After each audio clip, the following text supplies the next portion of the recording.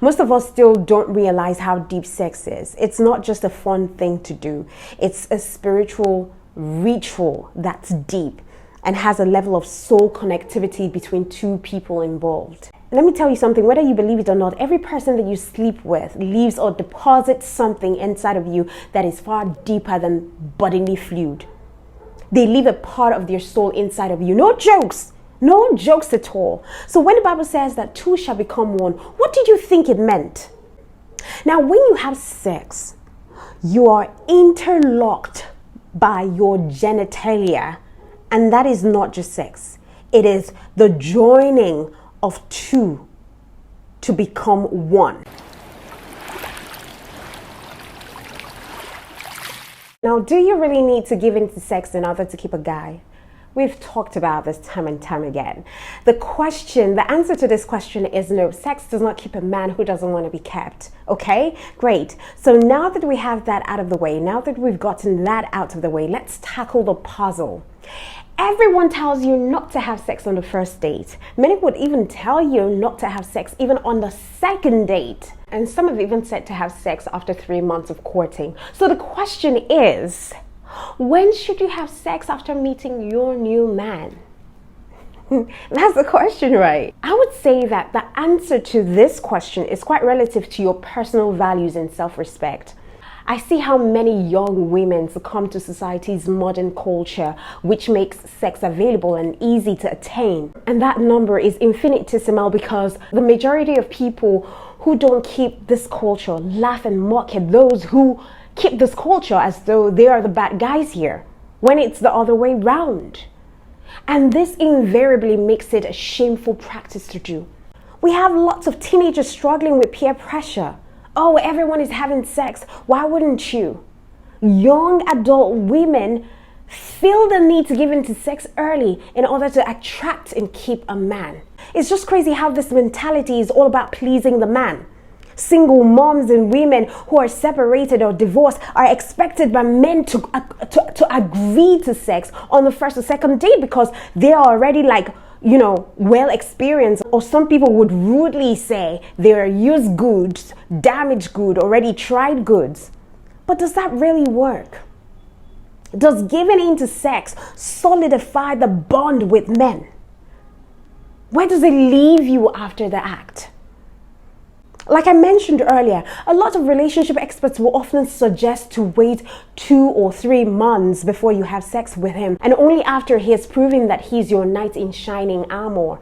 Others will suggest for you to wait until you're already in a committed relationship before you say yes to sex. But if you ask me, I would advise that you save sex for marriage. It doesn't matter if you're a virgin or not. You always have the right to save yourself for the wedding night. No one should pressure you into doing it.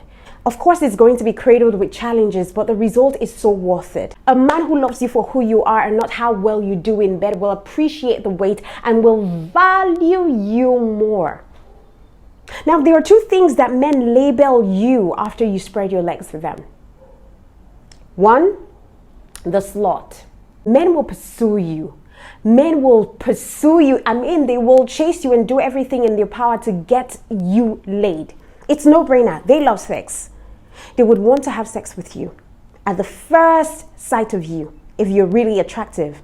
And they would do anything it takes to get inside your skirt. But right after they get it, what some of them, the immature ones, have upstairs, how they feel disgust. They think that you're a slut.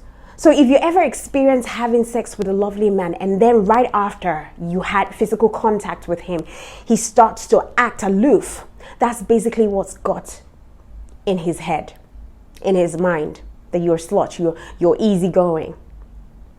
I'm telling you the facts. Number 2, they label you the spot fish. And of course, there are 2 types of women that men are hunting for when they're fishing. Most of the time, they throw their net on the sea. They catch the spot fish. They touch them, hold them, examine them, and then throw them back into the sea. You could expect that a man who is now ready to settle down has already done a lot of sport fishing for a long time. So once he decides to look for a woman who he wants to marry, he's no longer interested in throwing back women. He's no longer interested in throwing back the fish that he has caught into the water.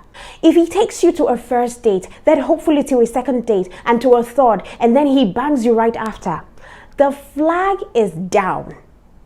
He will lose interest because he will think you belong to the sport fish category. He's no longer interested in sport fishing. He's looking for something meaningful. But how can he find out if you're worth getting to know more if you give him an impression that you were a sport fish? So that's why you have to hold off for a very long time. Some people would say, oh, if you play too hard to get with this man, they would just grow weary and tired and they would just leave you. So let it be. Every good meal takes time to cook. So if each and every one of us can wait for our food to be properly cooked and served, then any man who wants to be in a kitchen with you, who wants to be in a relationship with you, should be prepared to take the heat or leave the kitchen. Say no to easy catch just because patriarchal society has made it look like they no longer wait on women until they are ready to be in a courtship with them. Any man who is going to leave you because you refuse to be an easy lay has no substance in the first place. He sees sex as nothing but fun. Such people will cheat on you because their moral compass is broken. So would you want to deal with no peace of mind when you marry that kind of man? I hope not. One virtue I would admonish that we as women should have is patience. With patience, you will be clear on what's good for you. And this is one of the reasons men pull away. Men pull away because you've become the needy. And one of the reasons why men pull away in the early stages of dating is because of the different expectations about having sex. Many women offer their bodies to the men that they date as an expression of love. But to most men, sex is just that, sex. And this is especially true if the intercourse happens before they fall in love with that woman. So after having sex, women find themselves attached to this man that they had sex with. And of course, it happens involuntarily because that's how we're made up of. There are chemicals in a woman's brain that are released while having sex with her partner, which causes her to fall in love with him. So once she feels attached to him, she will feel disappointed if she finds out that this man that she's dating does not feel the same way towards her, at least not yet. And this will invariably lead her to acting desperate or needy. But desperation and neediness will only disrupt the natural flow of dating and courtship. So more often than not, men will end up pulling away from needy girls, even if initially they found them really attractive. So being needy as a man or a woman shows your strength of character. It shows weakness, being unable to be in a controlled mood in order to internalize your emotion. Nobody likes to see someone who was once sure of themselves during the early stages of, relationship or courtship become so weak and unsure about their worth just right after intimacy. So you must keep up with a character of great strength and comportment, even in the face of, being ghosted, even in the face of pain. And thereafter, when whosoever has caused you that silent pain sees that you aren't giving them that desired result that they anticipated, and thus they come back crawling now to you, you'll find yourself either cutting them off or stating your boundaries. Now that's where you seal your respect. That's when you make a statement that you're not one to be toyed with. And this will make them a believer because even though you suffered, you cried in your little corner, they didn't see you in those times. So the key to gaining back your respect is not showing weakness in the face of pain. Of course, it's not the absolute truth because I know for a fact that there are some men who still adore their women even after, physical contact with them, even if it's for the first time. But it's nice to know that a man who is ready to love and marry you does not expect you to actually give your body. All right. Now let's look at, God's original plan, which is the most important reason why you should delay sex after meeting a man. And saving it for the wedding night.